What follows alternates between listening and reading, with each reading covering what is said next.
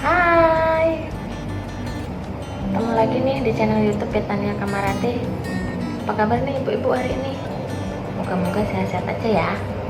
Dan semoga juga sudah mulai nggak bingung mengenai per-MPASian. Karena hari ini saya tidak akan membahas mengenai per-MPASian. Kali ini saya akan membahas mengenai RUM, R-U-M. Apa sih RUM itu? RUM yang dimaksud ini bukan masalah minuman loh ya, tapi rational use of medicine. Di sosmed sering banget muncul istilah ini. Ada yang nanyain, ada rekomendasi dokter spesialis anak yang pro RUM enggak?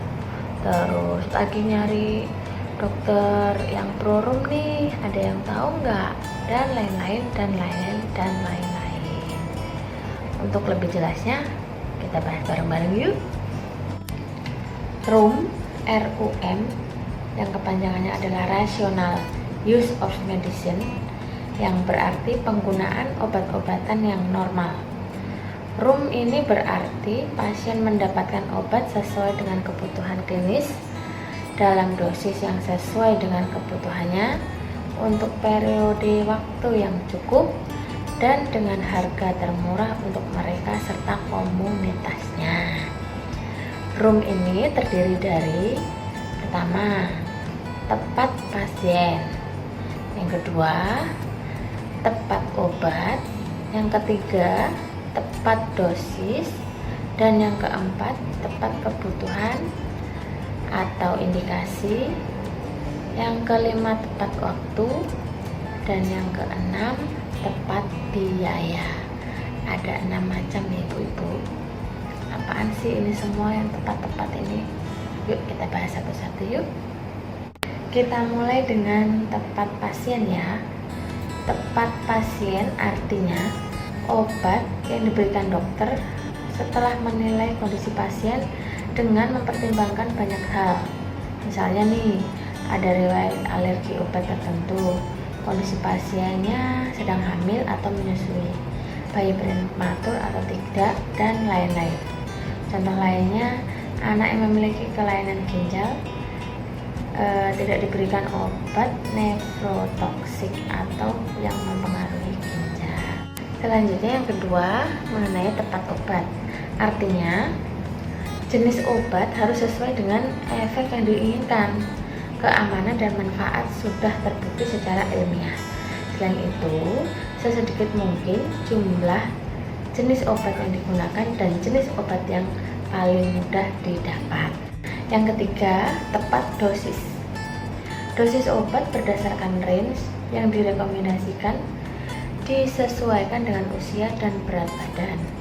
Itu kalau untuk yang sakit itu anak-anak ya.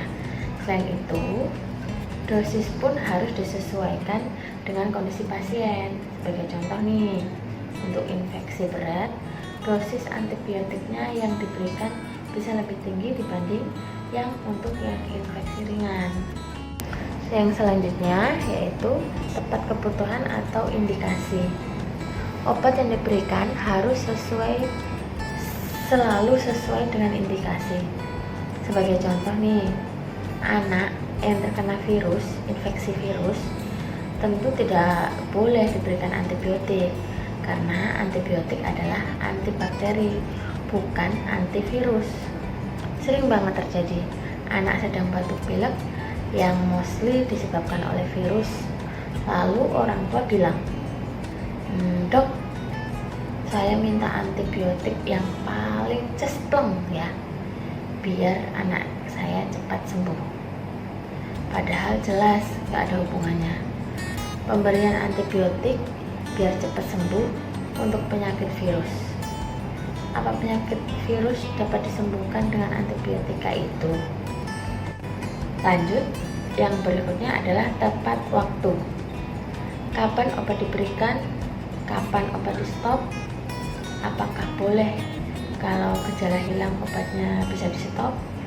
Kemudian berapa kali dalam sehari? Setiap berapa jam, sebelum atau sesudah makan? Kelihatannya sepele ya, tapi semuanya itu penting loh. Jadi harus tepat waktu. Lanjut, yang terakhir yaitu tepat biaya. Biaya terapi hendaknya dipilih yang paling murah untuk pasien. Setuju nggak Bu? Emang apa sih bahayanya penggunaan obat yang tidak rasional? Ada Bu, ada bahayanya. Di antaranya dapat meningkatkan resistensi obat.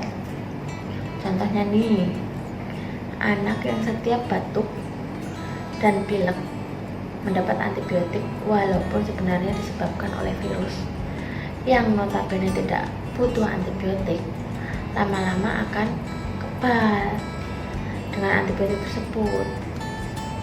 Di kemudian hari, jika memang anak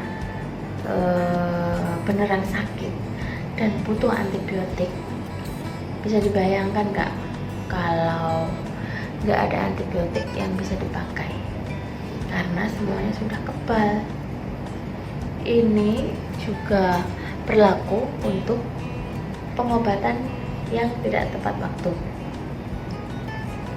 Anak yang infeksi bakteri misalnya dapat antibiotik, ini sudah benar ya, tapi begitu gejala menghilang langsung di stop dan tidak dihabiskan. Lama-lama ini juga bisa membuat anak